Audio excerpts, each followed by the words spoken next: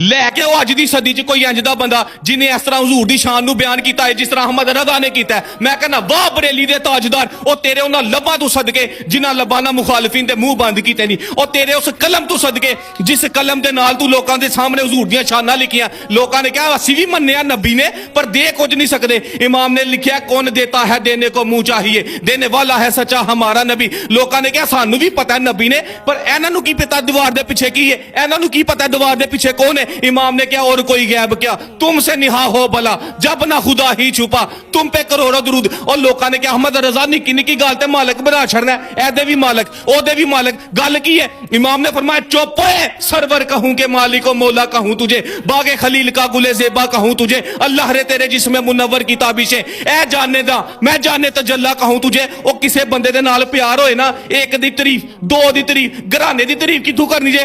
واہ احمد رضا تیرے عشق تو صدقے حضور نال پیار کیتا ہے. کس طرح دا کیتا ہے؟ آپ نے لکھیا تیری نسل پاک میں ہے بچہ بچہ نور کا, تو ہے نے نور تیرا سب گھرانہ نور کا. رکھ لو